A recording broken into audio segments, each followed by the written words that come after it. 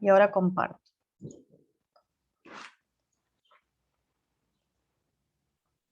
Ahí estamos otra vez. Ahí estamos. Bueno, entonces estábamos hablando de cómo entra el agua a la raíz. Sabemos que el fenómeno entra por diferencia de potencial agua. Pero ¿qué es lo que pasa dentro de la raíz, no? El agua puede tomar dos caminos. Fíjense acá, que dice ruta apoplástica y que hay toda una flechita celeste. Si la tienen fotocopiada o impresa en blanco y negro, aprovechen a marcarla con algún colorcito. Esto que llamamos ruta apoplástica, fíjense que no se mete adentro del citoplasma del pelo absorbente, sino que viaja por las paredes, hidratando las paredes celulares. Y va por acá, y va por acá, y puede ser que entre en algún momento una célula, pero si seguimos la ruta apoplástica es nada más que esta línea celeste que pasa todo por las paredes celulares hasta que, ¡chan!, nos encontramos con la epidermis, que ya dijeron antes, la epidermis, ustedes saben, que están estas bandas en las que las células están suberificadas. Acuérdense que suber es corcho, es un tejido, o bueno, una molécula, digamos, orgánica, que es impermeable al agua. Entonces, al tener toda la pared alrededor de la célula impermeable, cuando el agua viene viajando por las paredes celulares y por esa pared celular no puede pasar, tiene que meterse sí o sí adentro de la célula del endodermis. Entonces, si seguimos el caminito de esta vía celeste, fíjense que acá sí o sí se mete por adentro de la célula. Y después puede volver a seguir por dentro de la célula o puede volver a hidratar las paredes celulares y meterse en el xilema. Eso es apoplasto. Apoplasto, y esto lo tienen en la diapo este. Fíjense, movimiento apoplástico. El agua circula por las paredes celulares interconectadas de todo el vegetal y elementos del xilema. El xilema también son células muertas, entonces también es apoplasto. Es rápido y circula por la porción no viva del vegetal. Esa es una de las formas de movimiento. Pero puede ser que el agua se meta dentro del citoplasma del pelo absorbente, o de alguna de estas células también, ¿no? Y en ese caso viaja, se transporta, digamos, de célula a célula por los plasmodesmos. Acá también va otra por el plasmodesmo. Acá también puede ser que salga, pero en general es mucho más fácil, más rápido y energéticamente más fácil, digamos, de transportarse todo por el citoplasma. Y en este caso también hay conexiones con las células endodérmicas, entonces pasa a través del citoplasma y recién acá se vuelca al apoplasto. Al xilema, entonces es apoplasto. Si se fijan acá, que está más ampliado el sector de las bandas de Caspary, la ruta apoplástica, acá decimos que la endodermis es una vía simplástica obligada para el ingreso de agua. Sí o sí, acá tiene que meterse adentro de la célula viva. Antes y después puede viajar hidratando paredes celulares o puede viajar por el xilema adentro. Pero en la endodermis sí o sí tiene que meterse, tiene que atravesar la membrana de la célula, que no es poco. Acuérdense que nosotros dijimos ya desde antes, cuando estábamos viendo ósmosis, la importancia de la membrana en el pasaje de solutos hacia adentro o hacia afuera. Bueno, con más razón una membrana plasmática que tiene lugares tan específicos donde se transportan el agua y los nutrientes. Entonces, esto de que tenga que ingresar a la endodermis hace que esas células de la endodermis tomen la decisión, por decirlo de alguna forma, de qué es lo que concentran, qué es lo que transportan, qué puede entrar y qué no puede entrar al celular. Si en la ruta simplástica en realidad la decisión se tomó en esta membrana, ¿no? Cuando ingresó a este citoplasma. Pero si va por la ruta apoplástica, recién en la endodermis es donde se concentran solutos, se resuelven qué es lo que se concentra y qué no. Entonces, dijimos, antes definimos la apoplástica, vamos a definir el movimiento simplástico. El agua atraviesa la membrana celular de una célula y circula por el interior del citoplasma, y de célula a célula por los plasmodesmos. Bueno, y acá tienen esto de que la membrana plasmática es selectivamente permeable, esto que les dije recién, de que define qué es lo que hace que entre a una célula.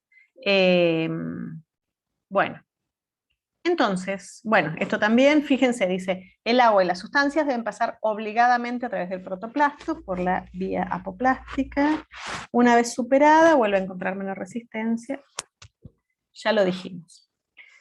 Superada la endodermis, el agua circula por el tallo, por el xilema, vía apoplástica, sin encontrar resistencias. ¿Se acuerdan del arbolito este? Volvemos para atrás. El arbolito este. Entonces, definimos cómo entra a la raíz, dijimos que circula por el tallo, por el xilema, entonces es vía apoplástica, por las hojas en realidad también, porque una vez que llega la hoja, empieza a transportarse hidratando las paredes celulares y en algunos casos entra, pero mientras está hidratando las paredes celulares, y acuérdense del mesófilo esponjoso, que hay muchos espacios también entre esas células parenquimáticas, en esos espacios el agua, por una cuestión de presiones y eso, el agua está en forma de vapor de agua.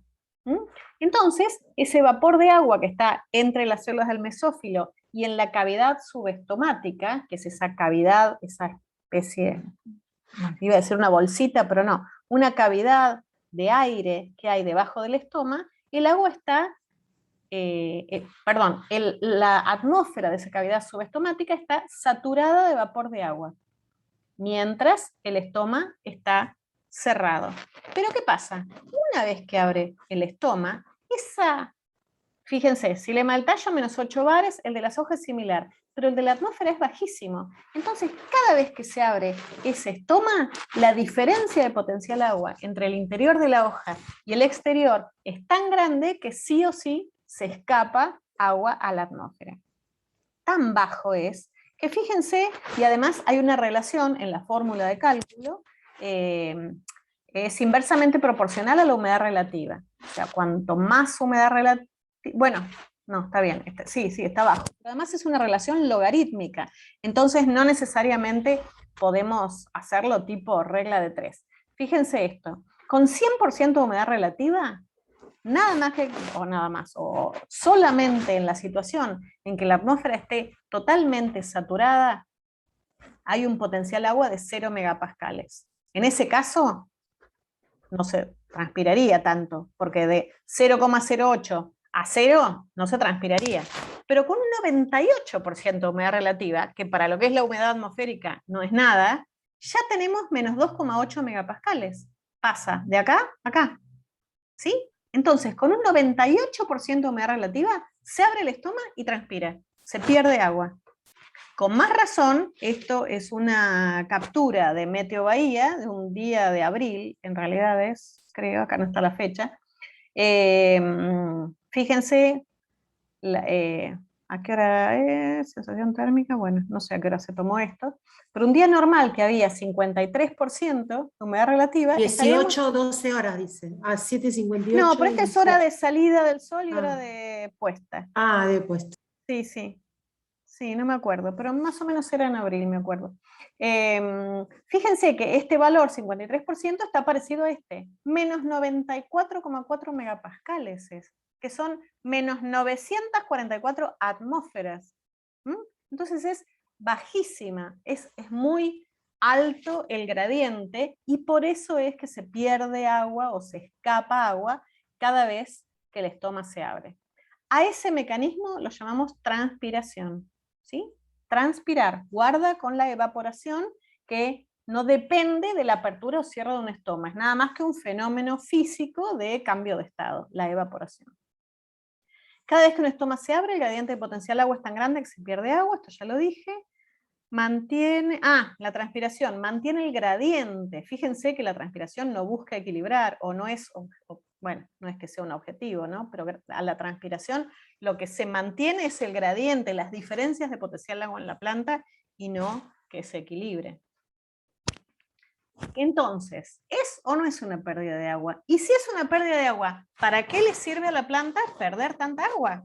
¿Sí? Tiene dos funciones que son re importantes.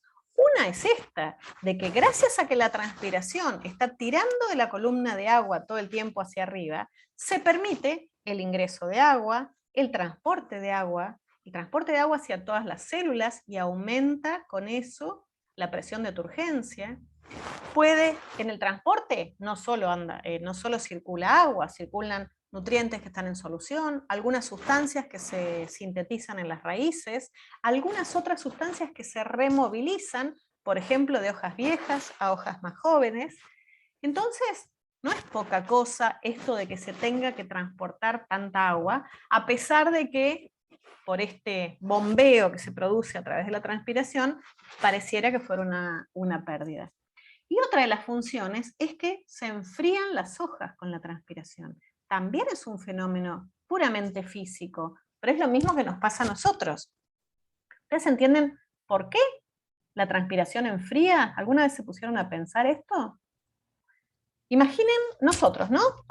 No sé, caminamos más rápido, salimos a correr, inmediatamente empezamos a transpirar. Ese aumento del metabolismo, aumento de la energía interna, aumento del calor corporal producido porque...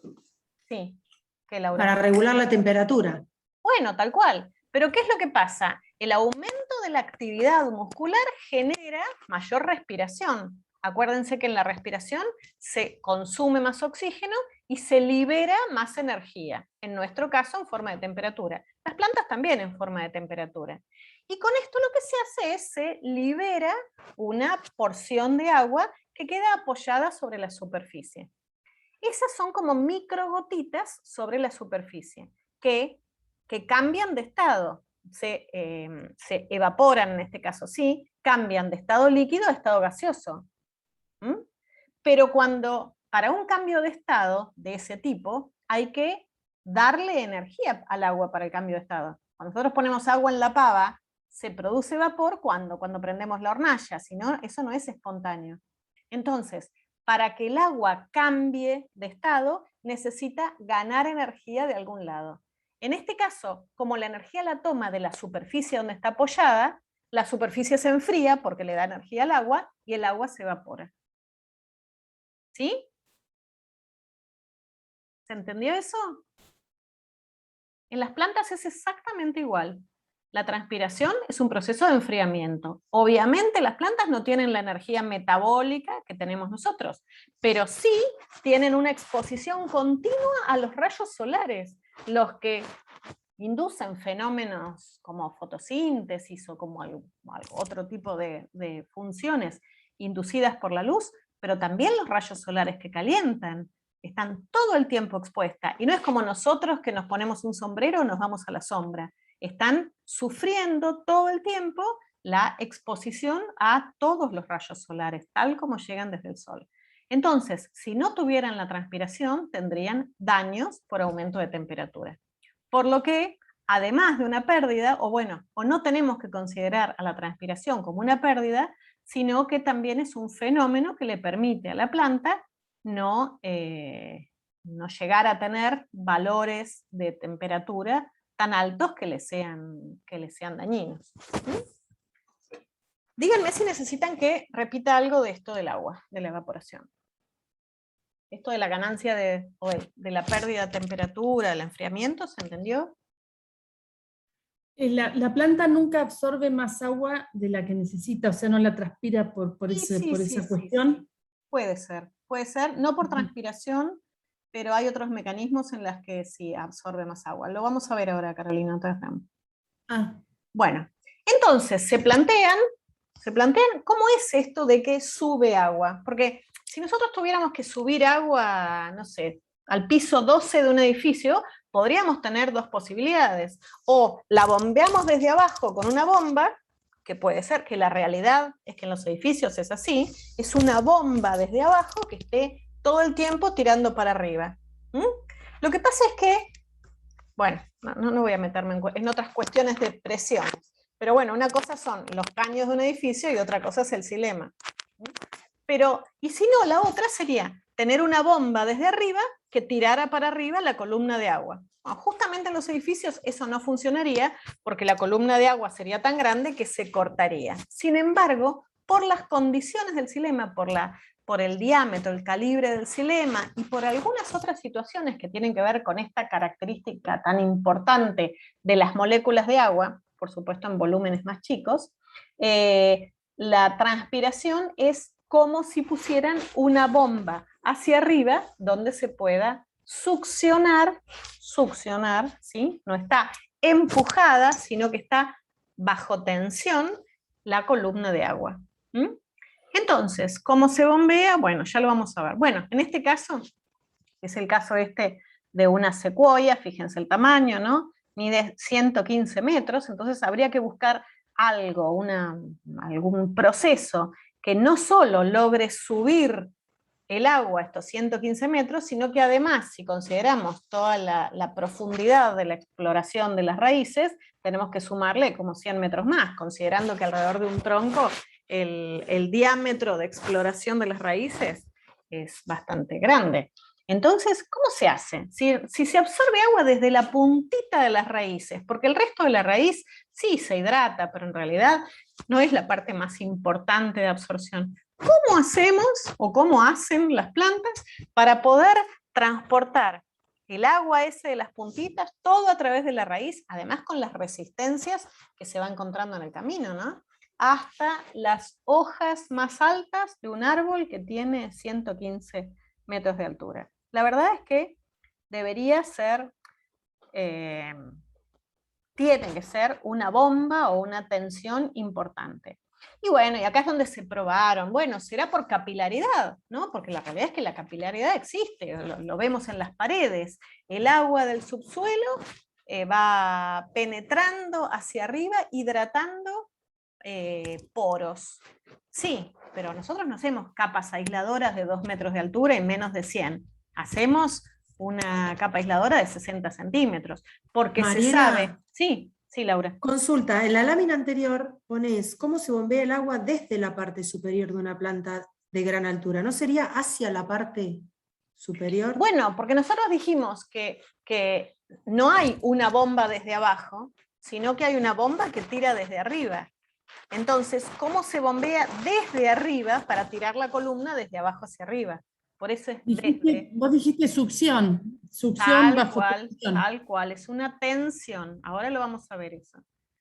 Sí, les dije cómo que se succiona. Piensen como si fuera una bombilla, salvando las diferencias, ¿no?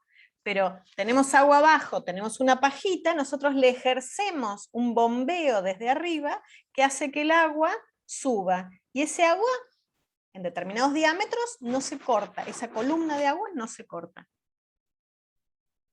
Les decía antes lo de la capa aisladora. En realidad, el agua sube hasta que se compensa la fuerza de ascenso con la presión atmosférica y no puede subir más de 60 centímetros.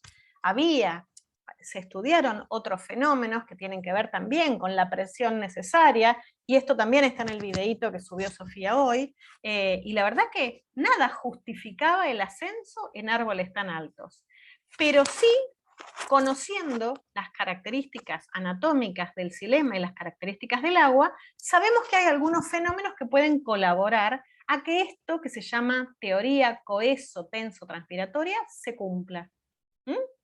Y si bien se llama teoría, porque es una de tantas, pero en realidad es la más aceptada para justificar el ascenso en todo, ¿no? En plantas, pero sobre todo en árboles de gran altura. ¿Qué tiene que ver? Tiene que ver con que hay una atracción muy fuerte entre las moléculas de agua que hagan que estas moléculas no se separen unas de otras. Es la primer diapo de todas. Los puentes de hidrógeno, estos que se formaban entre moléculas de agua debido a la polaridad que existía, hace que la cohesión entre molécula y molécula sea muy fuerte. Uno. Segundo, fíjense, coeso, tenso, transpiratoria. Segundo, en la medida que la columna de agua va moviéndose por el xilema, va también hidratando las paredes celulares, estas fibras de celulosa, que es como un papel. Si nosotros agarramos un vaso de agua y le ponemos un papel, ¿qué pasa? La superficie, en vez de sumergirlo, digamos, tocamos el papel. Son fibras de celulosa. Entonces, esa columna de agua va ascendiendo, hidratando las fibras de papel hasta que se hidrata todo. Bueno, eso mismo pasa en las fibras del xilema, en las paredes del xilema. Y eso es adhesión. Fíjense, atracción entre diferentes tipos de moléculas, por ejemplo, a la celulosa de las paredes celulares del xilema.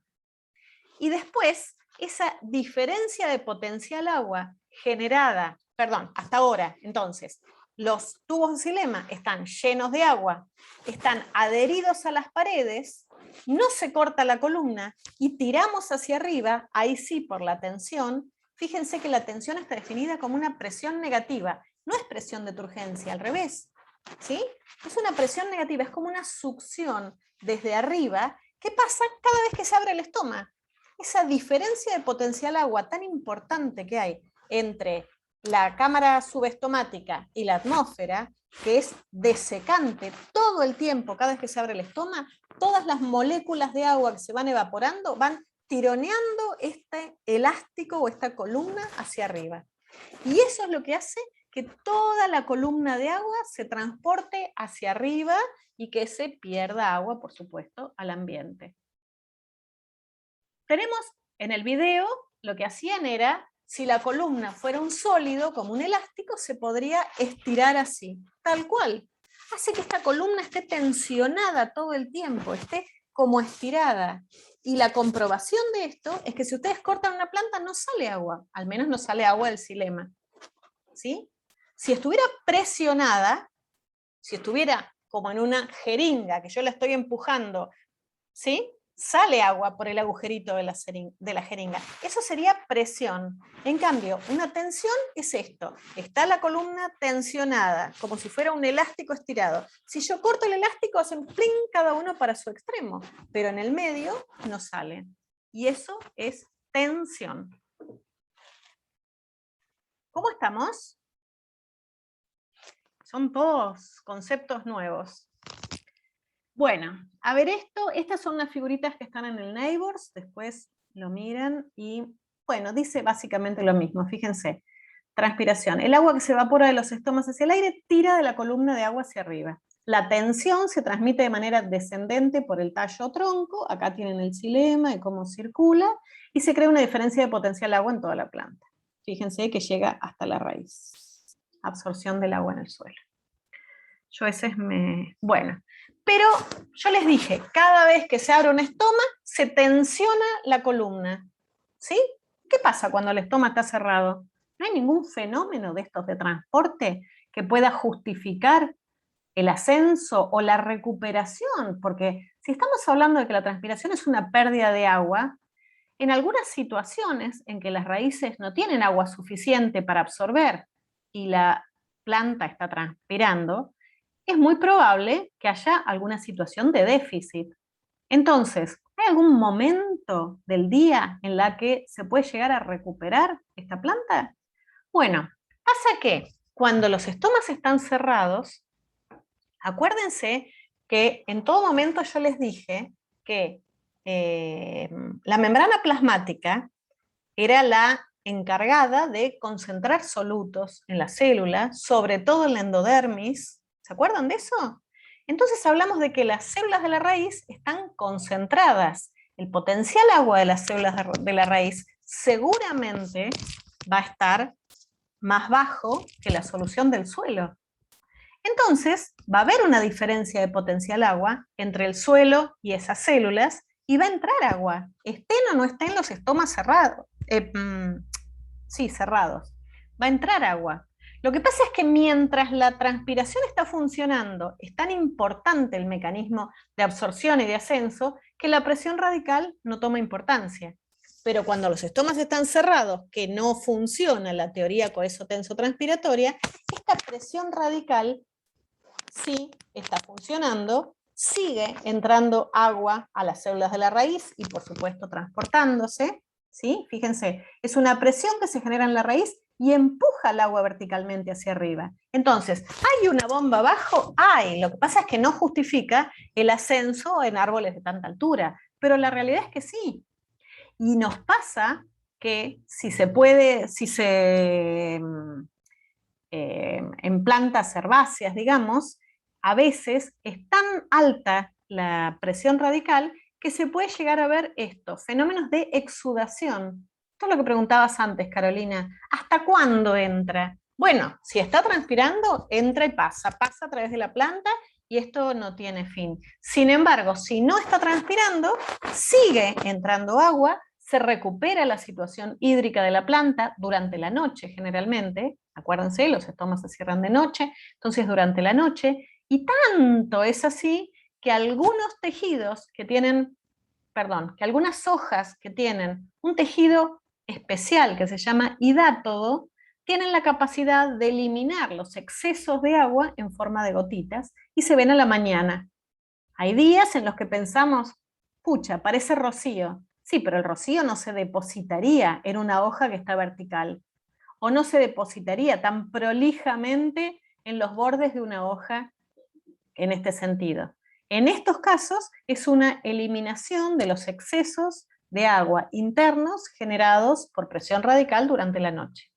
Les digo a la mañana porque inmediatamente apenas incide la luz solar sobre los estomas se abren y este mecanismo vuelve a tener mucha menor importancia relativa respecto de la transpiración. Pero bueno, es uno de los fenómenos que se comprueba que existen en las plantas y que permiten recuperarlas de noche. Esta es la diapo que no tienen los de ayer, pero después se las mando aparte si quieren. Los de... O sea que de noche O sea tienen que menos posibilidad de recibir agua las plantas. no, O sea, de recibir, a ver. no, al contrario, no. Tienen menos posibilidad de eliminar el agua. No, está bien de recibir, porque si no hay estomas, no hay tanta presión. Porque a la noche también con menor temperatura hay menos humedad relativa también. Menos humedad relativa. No, hay más humedad, perdón. Hay más humedad relativa. Hay más humedad. Hay más, pero pensémoslo. A ver, la humedad relativa de noche no tendría tanto que ver porque los estomas están cerrados, entonces no habría gradiente de potencial agua. Nosotros lo que pasa es que no vimos todavía las curvas de transpiración. Lo vamos a terminar de cerrar cuando veamos transpiración. Pero los estomas están cerrados de noche. El suelo tiene el mismo potencial agua que el del día, digamos, porque salvo que rieguen durante la noche, que es una de las estrategias que se utilizan para que se recuperen las plantas que pierden mucha cantidad de agua durante el día, por ahí lo ideal sería, una de las estrategias, regar a la noche, recuperar la condición de agua del suelo, también mejorar la condición de agua de las plantas, y que la planta empiece el día siguiente con un mejor contenido hídrico. Entonces, sería, bueno, es una de las formas que utilizan algunos para regar. Fíjense que todo esto que venimos hablando lo podemos graficar de esta manera.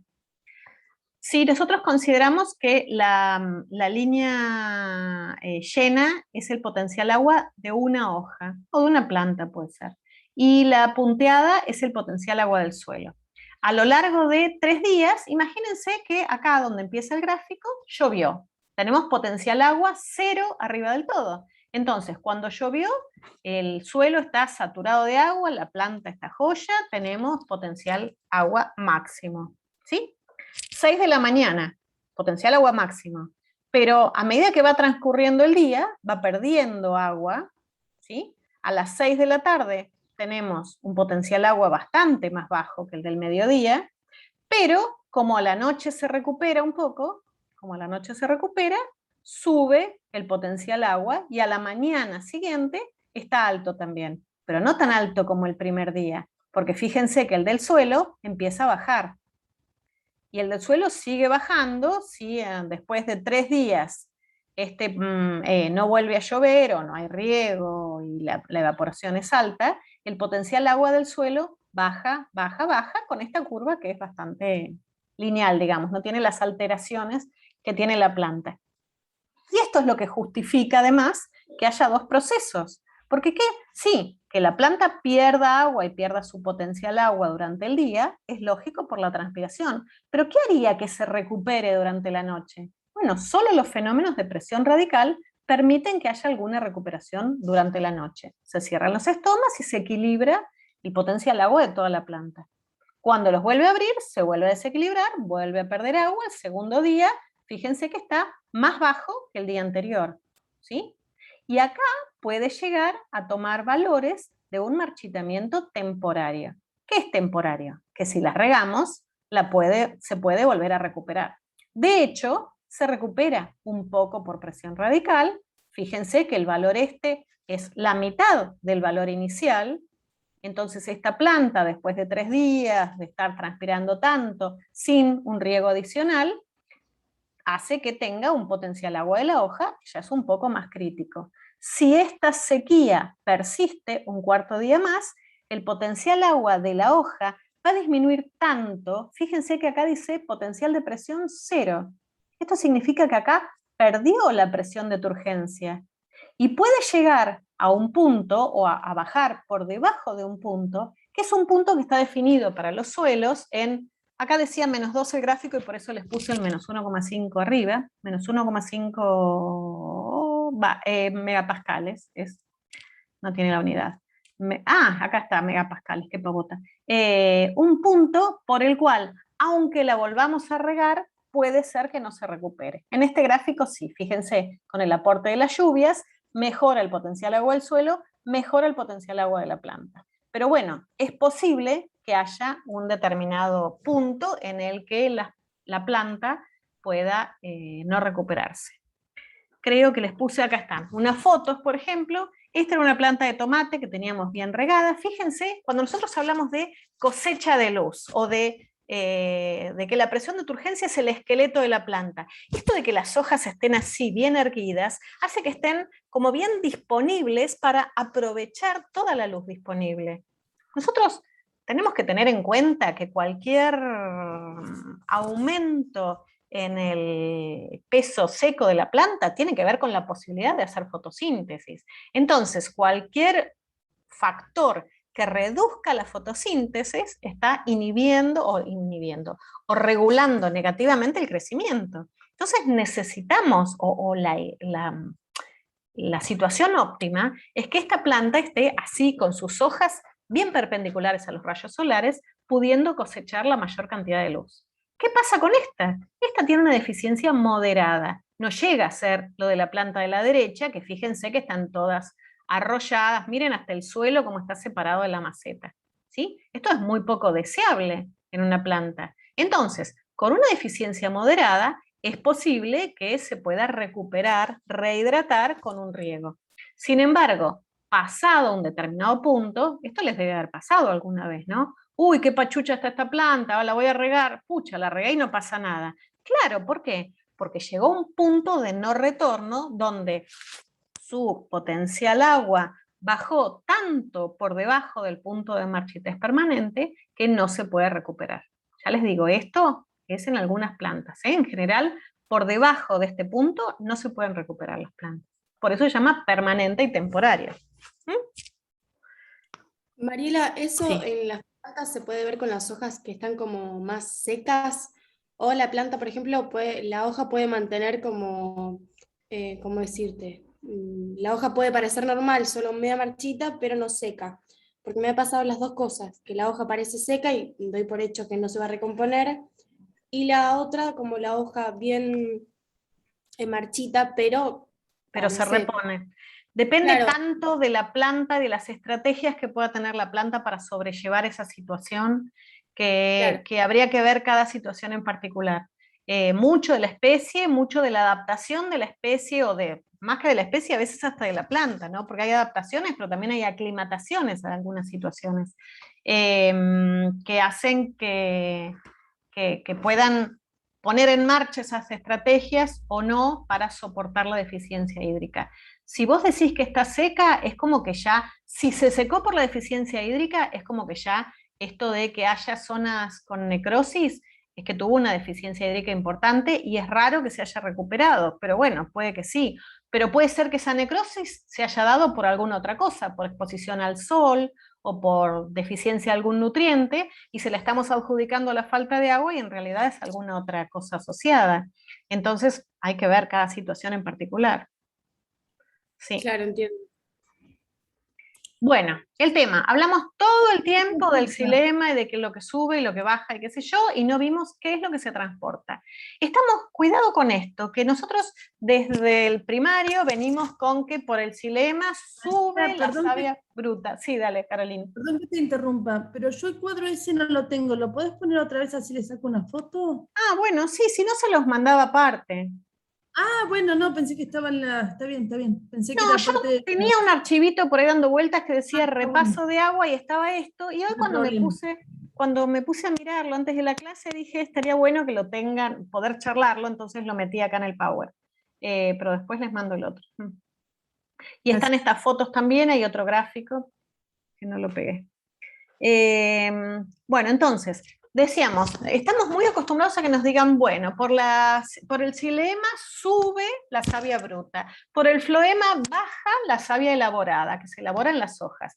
Esto es algo que las maestras nos han puesto en la cabeza. Sin embargo, ya hemos visto que hay algunas sustancias que se sintetizan en la raíz con el poder reductor generado por la respiración, algunos aminoácidos se sintetizan en la raíz. Entonces, esto ya es una sustancia elaborada. No podemos decir que se transporta nada más que agua y elementos minerales que vienen desde el suelo. También dijimos que de las hojas viejas se removilizan algunas sustancias hacia las hojas más jóvenes. Bueno, también pueden ser sustancias orgánicas que estén circulando por el xilema. Entonces, cuidado con esto. Hay aminoácidos, hay algunas hormonas, el ácido abscísico que ustedes estudiaron en germinación, después vamos a ver cómo regula la apertura y cierre estomático, y algunas otras sustancias orgánicas que entran de la solución del suelo. Entonces, bueno, ¿qué se transporta? Esto. ¿A qué velocidad? Esto depende de muchas cosas, depende de la resistencia al flujo, depende del diámetro de los tubos cilemáticos, obviamente de la especie, más o menos esto, ¿no? Una velocidad de 0,3 milímetros por segundo a 28 milímetros por segundo. Nosotros lo que hicimos una vez fue un trabajo práctico en el que pusimos un clavel blanco en una botellita de esas de agua, a la que le pusimos colorante vegetal. Si quieren y tienen la oportunidad de hacerlo, lo pueden hacer. Un día, fíjense, jueves a las 6:20, estábamos dando clase de agua en ecofisiología en el 2018-19, y pusimos un clavel blanco en esta solución. A las 8 de la noche, fíjense, en condiciones de luz, entonces estaba aumentada la transpiración. Recuerden que los pétalos son hojas modificadas, no tienen tantos estomas como las hojas, pero tienen la posibilidad de transpirar. Fíjense a las 8 de la noche, no sé si se ve bien, pero acá, por ejemplo, hay un bordecito celeste. Esto también tiene una tonalidad celeste, que es como si fuera esto, por supuesto, menos intenso, ¿no? Pero ya a las 8 de la noche se veía que el colorante que estaba absorbiendo este clavel por el tallo había viajado a través del tallo y ya se estaba manifestando la coloración en los bordes, o sea, ya había llegado a su trayecto final. Entonces, el viernes, 24 horas después, ya estaba bastante más coloreado, y el martes siguiente no solo coloreado, sino que envejecido. Pero me refiero a que, fíjense la velocidad de ascenso, y se puede calcular. Si nosotros sabemos que el tallo tenía 30 centímetros y que tardó 2 horas en hacerlo, acá está calculado 100 minutos, ¿sí? Entonces lo que hicimos fue calcularlo y nos dio que viajó a una velocidad de 18 centímetros por hora. ¿Sí?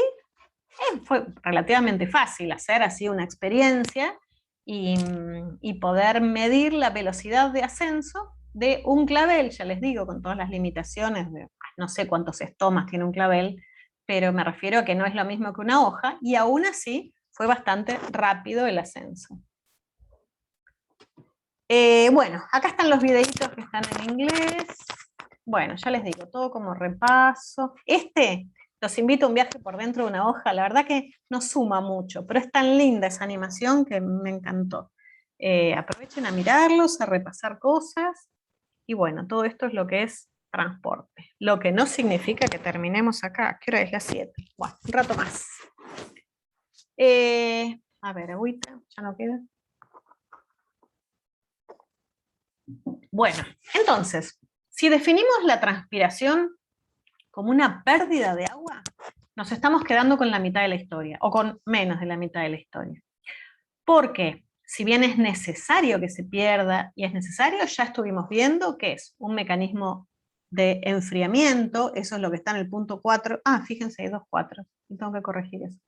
En el 4 bis está lo del proceso de enfriamiento, en los procesos de transporte a lo largo de toda la planta, es este que está en este 4, fíjense, colabora en el transporte de agua y minerales disueltos, indirectamente en el de fotoasimilados, lo vamos a ver cuando veamos transporte por floema, pero también esto es importante, se produce la absorción de dióxido desde la atmósfera. Ustedes piensen la concentración en el que está el dióxido en la atmósfera. ¿Se acuerdan? La concentración de los gases, casi todo nitrógeno, 20% de oxígeno, un 3% de dióxido nada más. Entonces, cuando se abre ese estoma, se pierde agua, pero es la única posibilidad de que la molécula que tiene carbono, única en la atmósfera y por la cual se sintetizan todas las sustancias orgánicas en la planta, es la única manera que puede entrar a la planta. Entonces, si la planta no tuviera los estomas abiertos, no podría ingresar dióxido y esto inhibiría fotosíntesis, crecimiento y todos los procesos que se les ocurran.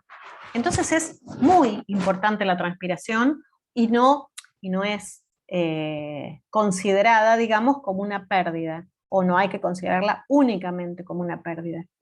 Creo que el resto de los ítems ya los vimos, ¿no? Absorción de dióxido, mantiene la diferencia de potencial agua, que no es poco, porque esto permite todos estos flujos de ingreso y de transporte, es refrigerante y colabora a mantener la turgencia celular, la planta erguida y la cosecha de luz, es lo que les comenté recién en las fotitos de la marchitez temporaria y permanente. Acá estamos. ¿Por dónde se transpira? Ya lo dijimos un montón de veces, por los estomas. Esto es nada más que un repasito de lo que vieron en anatomía. Acuérdense que la epidermis tiene células que no son coloreadas. La epidermis es una capa de células chatas que está por encima del mesófilo y que funciona como un vidrio nada más. Y la cutícula también, por supuesto, por encima, ¿no? Que funciona como un vidrio, es transparente. Entonces, los rayos solares atraviesan la epidermis y llegan al mesófilo, que es donde se produce la fotosíntesis. Salvo en los estomas, que son las únicas células epidérmicas que tienen cloroplastos. ¿Sí? Y por eso en esta foto se ven, aquí están los cloroplastitos, ¿sí? Acá el estoma está abierto, acuérdense que se compone de 2 células que llamamos oclusivas o estomáticas, que tienen forma generalmente arriñonada, generalmente en las gramíneas tienen forma como de hueso, que tiene estas bandas de engrosamientos de las paredes celulares que se llaman micelación radial. Yo no sé si esto lo vieron en botánica, ¿sí? Tienen la pared celular normal, por supuesto, pero tienen unos engrosamientos radiados. Si nosotros tomamos el centro del poro como el centro de esta circunferencia, tienen así como forma de radios, unos engrosamientos que forman como bandas alrededor de las células estomáticas. Esto es importante para el mecanismo de apertura y cierre. Cuando el estoma está bien turgente, se abre el poro, y cuando el estoma pierde turgencia, se cierra el poro estomático. Y acuérdense también de que no están solos, sino que están rodeados de células a las que llamamos anexas o acompañantes, ¿sí? Que son las que los rodean, que tienen relaciones químicas con las células oclusivas. Uy, ¿por qué me quedó esto acá? Esperen. Bueno, ¿cuánto se transpira? Bueno, después vamos a volver a esto, no sé por qué quedó. Esto es lo que les quería mostrar. Fíjense que esto que les decía de la micelación radial tiene que ver con el mecanismo de apertura y cierre. Y lo que hicieron algunos investigadores es tratar de representar esto con globos de estos que son largos, digamos, no los otros redonditos, a los que con cinta enmascarar, o bueno, con una cinta, lo que hicieron fue tratar de simular esta miscelación radial, ponerle fajas que hagan que cuando se aumenta el aire dentro del globo no pueda expandirse en el sentido del diámetro y tenga que hacerlo nada más que en el largo. Entonces, para representar lo que pasa. Otra característica de los estomas es que están pegadas las células en sus extremos, y los globos también estaban pegados en sus extremos. Entonces, lo que ellos comprobaron es que aumentando la presión, en este caso de aire dentro de los globos, como el globo no se podía expandir en su radio, se elongaba. Y estas fibras lo que hacían es que en la elongación, como también las células las células accesorias, también limitan, digamos, un poco la elongación, lo que hacía con el aumento de la turgencia era abrir el poro que estaba en el medio. Y esto es lo que comprueba exactamente lo que pasa en el estómago, nada más que en vez de aire, lo que aumenta la presión adentro de las células estomáticas es el agua, ¿sí? Entonces, al aumentar la presión de turgencia de las células estomáticas, los estomas no pueden aumentar su diámetro, sí aumentan de largo, fíjense que se separan, bueno, no se ve mucho, pero se separan un poco las bandas respecto del estoma cerrado, y esto hace que, como están pegados por los extremos, se abra el poro en el medio. Debe haber un audio que dice eso, yo no lo escuché hoy, así que lo pueden escuchar, pero bueno, explica exactamente lo mismo. ¿Y qué es lo que hace que aumente la presión de turgencia? ¿O cuándo pasan estas cosas? En realidad yo les dije, cuando amanece, ¿se acuerdan cuando estábamos hablando de gutación? Es un fenómeno que pasa mientras los estomas están cerrados, pero apenas sale el sol se abren los estomas. Bueno, ¿qué pasa? Cuando está amaneciendo, la luz que incide sobre la Tierra está como enriquecida por una cuestión de longitudes de onda y cuánto pueden llegar de lejos, digamos, las longitudes de onda. La del azul penetra antes que la del rojo. Entonces, ese color azulado, grisáceo que se ve al amanecer es suficiente para estimular el pigmento que hace que se abran los estomas. El pigmento se llama zeaxantina, ¿sí? Y está en el citoplasma de las células oclusivas. Es sensible a la luz azul, que es la luz que tiene una longitud de onda más o menos de 400 nanómetros, y que es predominante en el amanecer. Entonces, esta zeaxantina lo que hace es inducir la apertura de canales que hay sobre la membrana plasmática, canales de potasio. Imagínense que el potasio está graficado como los granulitos rojos. Fíjense que cuando el estoma está abierto hay más potasio adentro que afuera. Cuando el estoma está cerrado hay más potasio afuera que adentro. Entonces, ¿qué hace? Se produce la zeaxantina, abre los poros de entrada, las células anexas le mandan potasio o permiten la entrada desde las células accesorias hacia las estomáticas de potasio. ¿Qué pasará con el potencial agua de las células estas? Bueno, está escrito abajo, ¿sí? Se están más concentrados acá. Entonces desciende el potencial agua de estas células respecto de las accesorias. ¿Entienden por qué? Hay más concentración, el potencial agua es menor, es lo que estuvimos hablando antes del osmótico, del agua retenida por los solutos. Entonces, si acá el potencial agua es más bajo que las células accesorias, entra el agua sigue la entrada de potasio. Como entra el agua, aumenta la presión de turgencia y se abre el poro. Después, a la noche, pasa lo contrario. sale el potasio, sale el agua junto con el potasio, fíjense que hay más puntitos rojos afuera, entonces sale el agua junto con el potasio, se pierde presión de turgencia, se cierra el poro estomático. Ese es el mecanismo de apertura y cierre del poro estomático. ¿Seguimos? Aguántenme un cachito que prendo la luz porque no veo el teclado.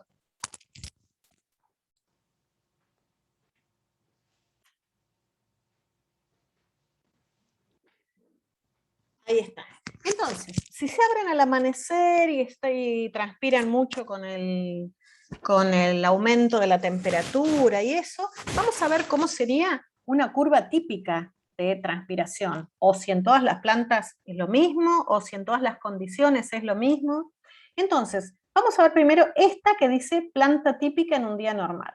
Primero, fíjense que en este eje tenemos apertura del estómago.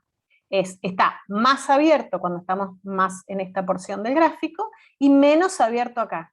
Pero fíjense que no están cerrados del todo. Esto no es cero. Eso significa que los estomas o parcialmente, o algunos sí o algunos no, digamos, o parcialmente en cuanto a que no están herméticamente cerrados, o algunos están un poco más abiertos y otros más cerrados, pero no están cerrados absolutamente durante la noche, ¿no? Esta pequeña diferencia que hay acá nos permite decir que hay algún grado de apertura durante la noche, bajísima respecto durante el día, pero bueno, apertura al fin. Entonces, durante la noche están cerrados.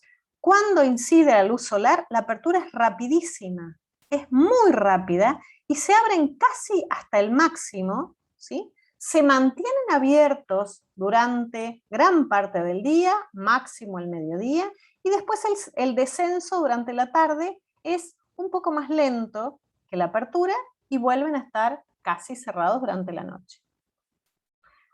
Algunas plantas en las que les pasa esto y abren mucho, pero en realidad tienen alguna deficiencia en la evaporación o en la pérdida de agua, a veces pasa que la transpiración supera la absorción. Entonces hay un cierre parcial durante el mediodía para recuperar un poco el estado hídrico y vuelven a abrirlo después un poquito más a la tarde y vuelven a cerrar durante la noche. Si el día, en vez de estar muy luminoso, está nublado, la curva es la misma, nada más que no llega a tener el mismo nivel de transpiración o de apertura, ¿sí? Y esta es la curva más bajita. Si está más nublado todavía, será más bajita. Si el suelo está muy seco, arriesgan abrir los estomas, pero ante una pérdida excesiva se cierran y fíjense que se llega al nivel de cierre de la noche casi al mediodía, donde las pérdidas pueden ser riesgosas para la planta. Y después están las plantas CAM, que son las plantas crasas, estas, acá están, ágave, las bromeliáceas, las cactáceas, que no les puse ni foto, las portulacas, las euforbias, ¿sí? La mayoría de las crasas también, que ahora están de moda. Las plantas CAM lo que tienen es una apertura nocturna, porque tienen un metabolismo fotosintético diferente que les permite abrir los estomas durante la noche, captar el dióxido durante la noche, tratando de no perder agua en las horas de mayor calentamiento. Entonces producen la fotosíntesis durante el día, pero con el dióxido que captaron durante la noche. Ya lo vamos a ver cuando veamos fotosíntesis, sepan que es así. De todos modos, las plantas CAM, en una situación en la que están bien regadas, se comportan como normales con muy baja transpiración, ¿no?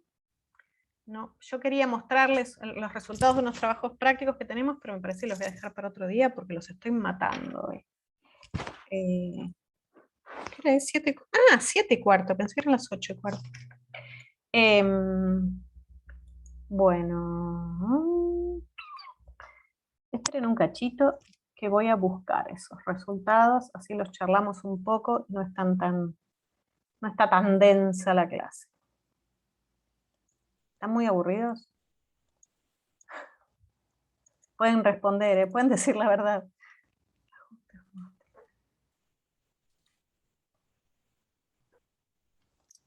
Si lo encuentro.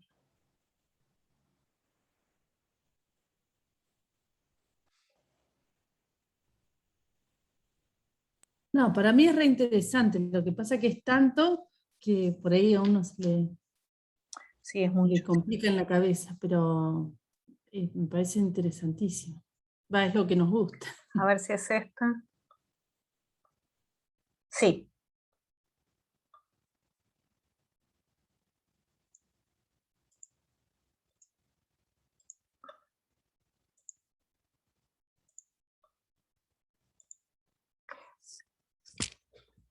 Nosotros lo que hacemos para saber cuánto transpira una planta es pesarla. La pesamos. Lo que pasa es que tenemos que tener la precaución de sellar el suelo. ¿Cómo sellar? Le ponemos una bolsita de nylon, a ver si están las fotos, acá están, miren, fíjense. Lo hicimos con distintas plantas, ¿no? Y a todas les tapamos el suelo para evitar la evaporación y para justificar que todas las pérdidas de peso que se dan en determinados periodos sean nada más que del agua que pasa a través de las hojas, que sean nada más que por transpiración. Entonces, están bien regadas, obviamente, partimos de un suelo a capacidad de campo, las encerramos el suelo, no la planta, así con bolsitas de nylon, y las pesamos desde las 3 de la tarde de un día hasta las 6 de la tarde. La pesamos a las 3, a las 4, a las 5, a las 6, a esa hora ya se hacía de noche, así que dejamos de pesarlas. Volvimos, estaban al lado de una ventana con, bueno, en realidad esto, el primer día lo pesamos en el LUM, ahí donde hicimos el trabajo práctico del taller, el lunes. Y al día siguiente las pesamos a las 9, a las 10, a las 11, así, hasta completar un día entero. Después lo que hicimos fue ver cuánto pesó por hora. Nosotros queríamos saber, para poder graficar esto, necesitamos saber cuánto pesa cada hora del día. La tasa de transpiración es la velocidad con que está transpirando, ¿no? Fíjense acá, agua transpirada por hora. ¿Y eso cómo lo sacamos? Es cuánto transpiró el peso que tenía, digamos, a las 3 de la tarde, menos el peso que tenía a las 4. Esa diferencia es el agua que se le escapó. Si pesamos a las 4 y pesamos a las 5, esa diferencia es el agua que perdió. Entonces acá en esta segunda tabla están las diferencias en el peso. Y esto lo graficamos. Y llegamos a tener esto. Fíjense, las especies, bueno, ya lo vieron, eran 2 especies de cactus. Fíjense que este parecía más grande en realidad, no sé si calculamos la superficie, cuál, pero bueno, son plantas que teníamos regadas en el laboratorio, como regamos, igual que regamos las cretonas, ¿no? 2 cretonas, una con más cantidad de hojas y la otra no tanto, y 2 Syngonium que también tenían diferentes cantidades de hojas, pero que eso no se notó mucho. Y vamos a analizar las curvas. ¿Qué pasó?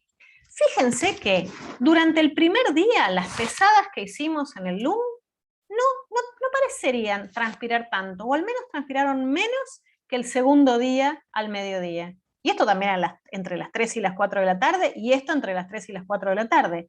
Sin embargo, la intensidad lumínica que había en el laboratorio no era la misma que había al lado de la ventana al día siguiente. Ahora lo vamos a ver cuando veamos los factores que inciden en la transpiración. Entonces, intensidad lumínica. Bueno, ya vimos recién en las curvitas que la curva de un día nublado era más bajita. ¿Se acuerdan de eso? Entonces, este día, la que más transpiró, justo falta acá la referencia, pero las que más transpiraba era la cretona que tenía más hojas. Y la otra cretona, que es esta azul, transpiraba mucho también, pero no tanto. Fíjense que bajaron su transpiración durante, así hasta las 6 de la tarde. Después acá no sabemos qué pasó durante la noche, pero sí sabemos que la transpiración no fue 0.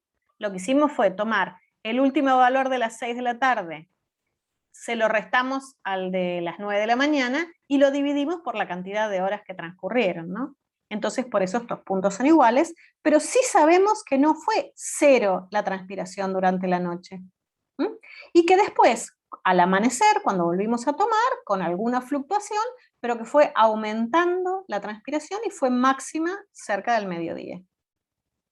Lo mismo la cretona punteada, lo mismo los verdes, que son Syngonium, nada más que, aparentemente, por una cuestión de densidad estomática, vaya a saber por qué, no estábamos analizando eso, transpiraron menos que las cretonas, pero más o menos tuvieron la misma curva.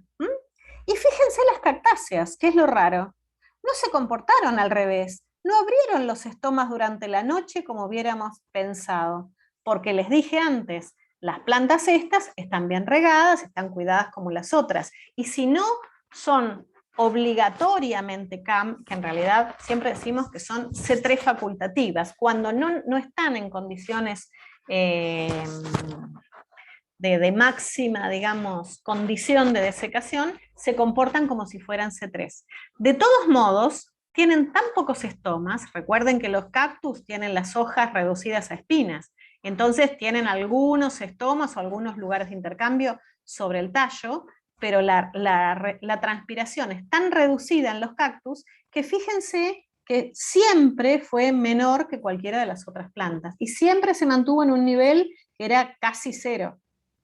¿Sí? Casi no había diferencia, lo pesábamos una hora, tratábamos de restar con la hora anterior, fíjense acá, 0 nos daba, era como si no estuviera transpirando, o 0,1, nada. Esto está, la verdad que son gráficos lindos para poder charlar de este tipo de cosas. Bueno, y entonces, volviendo a las otras, si lo encuentro, acá estamos. Vamos a ver entonces todos estos factores ambientales, cómo inciden. Ahí estamos.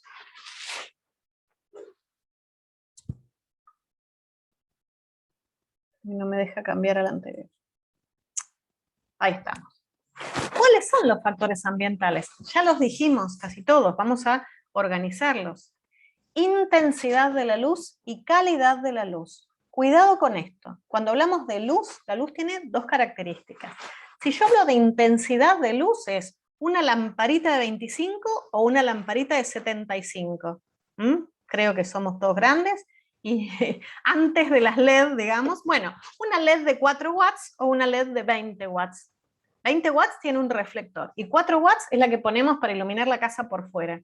Entonces, eso es intensidad, pero las dos son cálidas o las dos son frías, que es qué longitudes de onda están emitiendo, y eso sería calidad de la luz. Entonces, cuando hablamos de intensidad es que se abren con muy baja intensidad. Yo les dije, apenas incide la luz del amanecer, se están abriendo. Fíjense que con una milésima parte de la luz solar ya se están abriendo las que son más sensibles. Y las que no son tan sensibles, con más o menos 1 en 30. Y se cierran en oscuridad, aunque ya les dije que no son absolutos. La apertura es rápida, el cierre es gradual, se los dije, y las CAM son al revés. Bueno, la calidad de la luz azul es la más efectiva. ¿Por qué? Porque está este pigmento, esta oración ustedes no la tienen en el PowerPoint, pero igual yo se los puse donde, en la diapo lo tienen ustedes en la diapo donde entra el potasio y sigue el agua, así que no se hagan problema.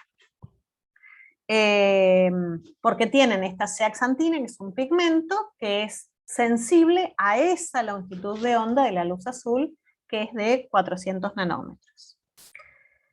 Sin embargo, también se hacen experimentos de todo tipo. Una de las cosas que hicieron fue poner plantas en oscuridad absoluta y ver si abrían y cerraban los estomas. Y vieron que, a pesar de que los factores ambientales inciden en la apertura o cierre, se abrían según un ritmo biológico, se llama de ciclos circadianos, porque son ciclos que tienen más o menos la longitud de un día, por eso circadianos, cerca de 24 horas. Y sí, durante unos días los estomas se seguían abriendo de día y cerrándose de noche. Entonces eso permite suponer que de alguna forma hay una regulación interna que tendrá que ver con flujos iónicos, con producción de otros metabolitos, que regulan un poco la apertura y cierre. De todos modos, estos ritmos se van perdiendo en la medida que la planta está durante mucho tiempo fuera, digamos, de los factores que hacen abrir y cerrar los estomas, y cuando se vuelven a exponer a las condiciones de luz, vuelven a adquirir ese ritmo. También se estudió, estas cosas se estudian ya les digo, o en oscuridad, o poniendo una planta en un satélite y viendo qué pasa en el espacio. Bueno, y se encontró esto. Esto se hace con floración, con un montón de mecanismos de las plantas. ¿Qué pasa con la temperatura con respecto a la transpiración? Y bueno, ya hablamos de que es necesaria la transpiración en procesos de enfriamiento, ¿sí? Entonces, cuando aumenta la radiación sobre la hoja, aumenta la temperatura, ¿sí? ¿Qué pasa? Lo que pasa es que hay temperaturas que son tan calientes o tan indulgentes me sale, no, que inducen tanto la respiración en la pérdida de agua, que en algún momento la planta hace, no es que lo piensa, ¿no? Pero que se produce una descompensación entre lo que se transpira y lo que se está absorbiendo por la raíz, y en ese caso es posible que, a pesar de que puede llegar a ser dañino por el aumento de temperatura, pero esos aumentos de temperatura producen cierre estomático. Obviamente, les acabo de decir, depende de la condición hídrica de la planta. Una planta puede transpirar lo que quiera mientras tenga buen suministro de agua, sin embargo, va a estar sujeta a la posibilidad del cierre, aún frente a situaciones de temperatura tan alta, si no tiene un buen suministro de agua desde el suelo. Y también depende de la especie. Hay especies que son más tolerantes a esta temperatura y hay especies que no lo son tanto, ¿sí? Las crasas son de las que más soportan temperaturas altas, pero esto no es que la planta se acostumbra a soportarla, sino que ya adaptativamente grabado en su genotipo tienen la capacidad de poder hacerlo. La capacidad de poder abrir los estomas de noche, de tener un metabolismo fotosintético diferente, eso es a lo largo de millones de años que se logran, ¿sí? La supervivencia en ambientes donde hay tantas restricciones hacen que el resto de las plantas que no tienen la capacidad de soportarlo se mueran, y estas que tienen la capacidad de hacerlo puedan sobrevivir en esos ambientes. Concentración de dióxido. Sí, hay quienes dicen, si le pasan aire sin dióxido sobre la hoja, los estomas se abren, o si tienen demasiado dióxido también se abren. La realidad es que la concentración de dióxido en la atmósfera es tan estable que raramente las hojas sufren una deficiencia de dióxido de carbono. Entonces son nada más que cuestiones así de pruebas experimentales. Sí, una de las posibilidades es cuando hay un cultivo de plantas muy denso en un invernáculo que no tenga ventilación. Si todas esas plantas están absorbiendo dióxido de carbono, ¿sí?, cada vez que abren los estomas, es posible que en ese aire circundante, sin renovación de aire, haya una deficiencia. Y es lo que menos quiere alguien que está cultivando una planta en un invernáculo, porque justamente ese dióxido es el que va a permitir que crezcan. Entonces lo que se hace es inyectar, con este tipo de tubos externos, inyectar una proporción de dióxido de carbono a ese aire, que es inclusive un poquito mayor que el atmosférico, para facilitar el crecimiento. Ya seguro que lo van a ver cuando vean producción de ornamentales y eso. Potencial agua de la hoja, bueno, creo que ya no tengo ni que decir, que el potencial agua es un controlador de la apertura y cierre, ¿no? Acá está repetido todo esto. Fíjense esto, ¿es conveniente el cierre estomático? ¿Qué pasa? Estamos todo el tiempo hablando de que se necesita para transpirar, se necesita para acumular dióxido, pero sin embargo en algunas situaciones donde la transpiración supera la absorción porque el suelo se está secando, no queda otra que cerrarlo.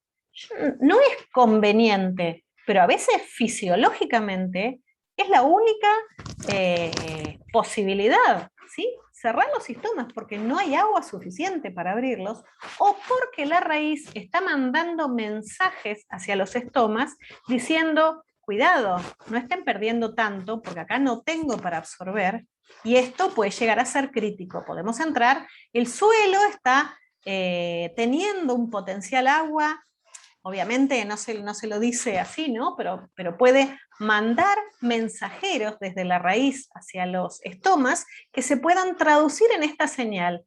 El suelo tiene un potencial agua en disminución, puede llegar a ser crítico, y si seguimos perdiendo agua, no voy a poder seguir absorbiendo. ¿Cómo es este mensaje? Obviamente en forma de mensajeros químicos. Acá está el ácido abscísico. El ácido abscísico es una hormona que la estudiaron o la vieron en dormición de semillas. Es una hormona que se sintetiza en la raíz. Entonces, cuando hablábamos antes en el transporte, ¿qué es lo que se transporta por el xilema? Que decía hormonas, y yo les dije el ABA, es esto, ácido abscísico. Se sintetiza en la raíz y se transporta por la corriente xilemática hasta las hojas. Y da, fíjense, un aviso anticipado de una sequía. Entonces, ¿cómo funciona? Si estaban los canales abiertos para que entre potasio y junto con el potasio entre el agua, lo que hace el abscísico es bloquear esos canales. No puede entrar potasio, no entra agua, no se abre el estoma. O en el caso de que estén abiertos, abre los canales para que se vaya rápido el potasio, se vaya el agua y se cierre el estoma.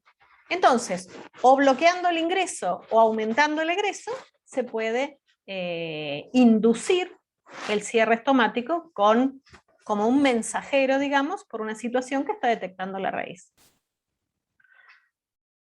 Bueno, yo estoy cansada, ustedes deben estar más cansados. Les diría que podemos dejar acá antes de seguir con otras cosas. Son las 7:30, pero no dejé de hablar. Así que, y además me doy cuenta que son muchos temas, muchos términos, y que esto necesita decantar un poquito antes de seguir. Supongo que les debe parecer lo mismo, ¿no? Sí, la verdad que sí, es Voy a dejar interesante. de